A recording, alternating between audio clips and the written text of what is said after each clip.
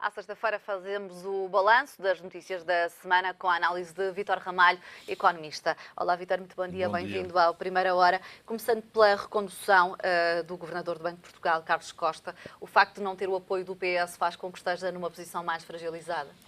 Não é só por isso. O Governo, nesta fase final, porque se trata de uma fase final, em outubro seguramente haverá eleições, como aliás o Presidente da República deu a entender no estrangeiro, que era o mês em que ele acharia que devia haver eleições. Portanto, nós estamos praticamente já em plena campanha eleitoral e estamos a escassíssimos 4 meses e meio do ato eleitoral. Eu diria que não é prudente uma personalidade com as características que é exigível para um governador do Banco de Portugal ser nomeada no final de mandato. Por um lado, pela aleatoriedade do resultado das eleições legislativas, não se sabe quem será o próximo governo. Mas este governador foi nomeado em primeira instância e pelo PS. E por outro lado, o governo, que é pródigo em malabarismos, vem dizer exatamente isso. Bom, que se saiba, antes do governador ser nomeado, ele não era governador.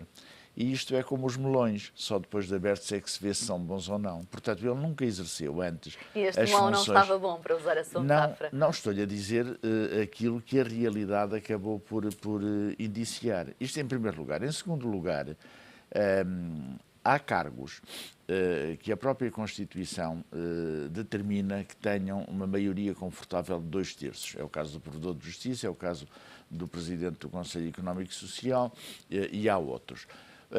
A experiência, depois da aprovação da Constituição, veio a determinar, fruto da crise enorme, que antes não existia, na dimensão em que ela se coloca à escala planetária, que o cargo de governador de um Banco de Portugal deve merecer o mais amplo consenso. E não é pela circunstância de ter sido o PS antes a indicar que isso é argumento. Aliás, o povo tem uma expressão muito... E se o Governo pede tanto consenso, porquê é que não consultou o PS nesta questão?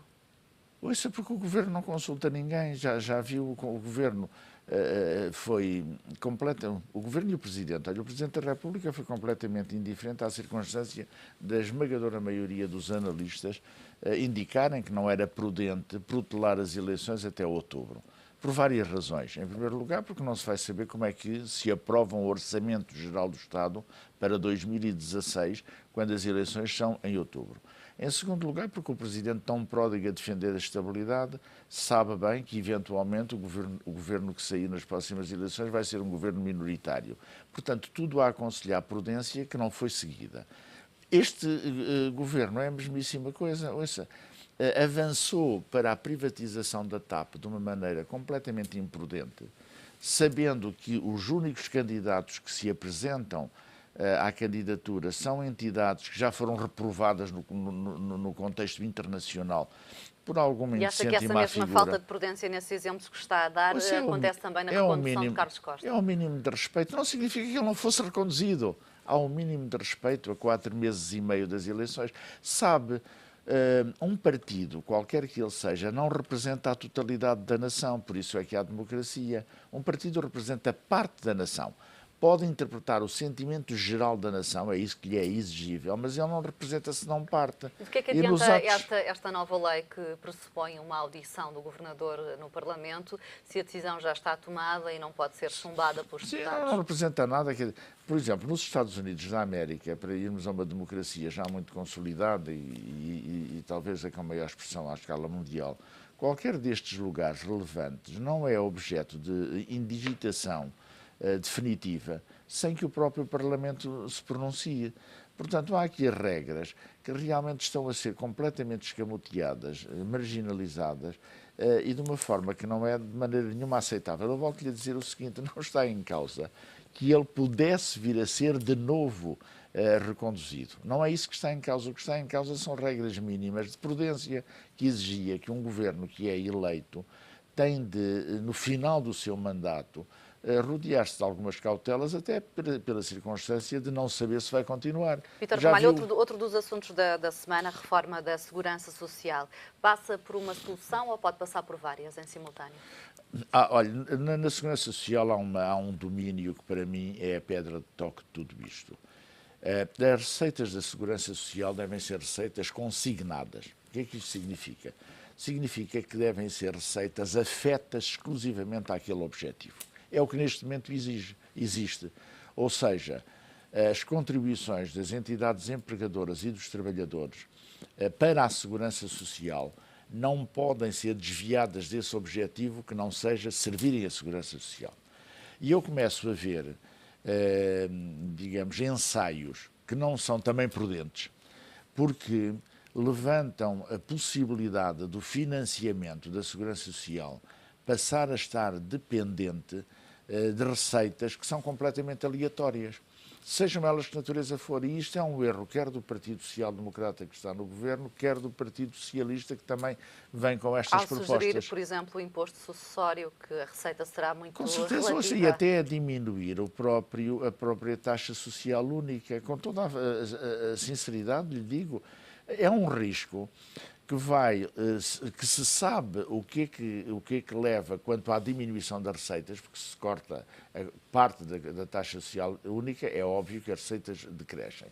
Mas se não há depois receitas consignadas, de outra forma, como estas, que sejam afetas àquele fim e tudo passa a ser aleatório, como é que nós vamos poder assegurar que o imposto sucessório ou qualquer outra tributação que dependa de factos que não são controláveis em si mesmo, acabam por não afetar a Segurança Social? Portanto, aquela ideia do PS que ao reduzir a TSU as pessoas vão ter mais rendimento disponível e isso vai refletir-se em consumo e em crescimento económico, para si não é assim tão líquido que isso aconteça? Vamos lá ver, pode determinar que haja crescimento, o que não se pode determinar, porque desde que haja mais liquidez no mercado, o crescimento, obviamente, pode ser um fator de impulsionamento. Mas também pode não se refletir em procura interna. Exatamente. Mas isso não significa que não afete a Segurança Social, porque vai afetar.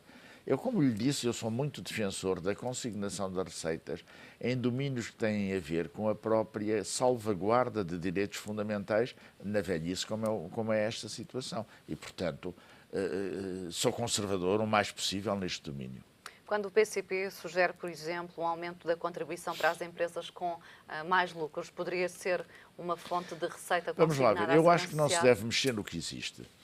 Porque já se provou que o que existe é inclusivamente insuficiente, não é? Para responder à salvaguarda da estabilidade futura da Segurança Social. Mas é necessário encontrar outras fontes Agora, de receita. é necessário encontrar outras formas de receita. Isso é evidente que é.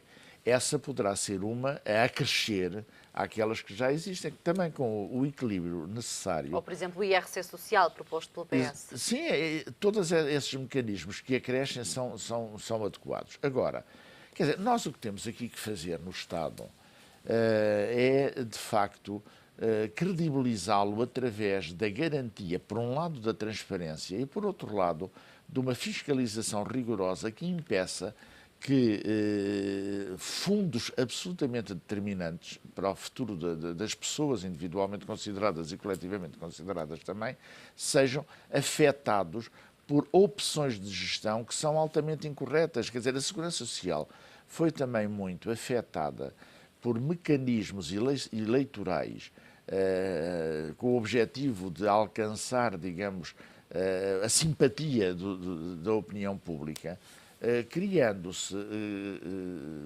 digamos, instrumentos adicionais àqueles que existem das pensões de reforma e outros, que acabaram também por afetar a Segurança Social. Isto deve ser dito. Numa altura ainda por cima em que há um desemprego galopante, o que é que ocorre?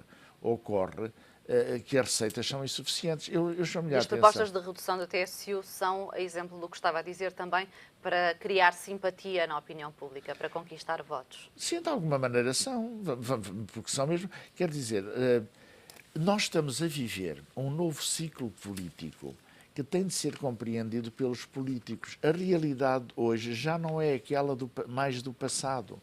Há mecanismos exigíveis para respostas a questões políticas que têm que ter, por um lado, largos consensos e, por outro lado, têm de ter cada vez mais uma gestão racional e uma gestão de salvaguarda do interesse público. É tão simples como isso. Vítor Ramalho, vamos certamente voltar a estes temas ao longo da próxima semana. Muito obrigada e bom fim de semana. Obrigado. Altura para uma curta pausa no Primeira Hora. Voltamos já a seguir. Volte connosco também. Até já.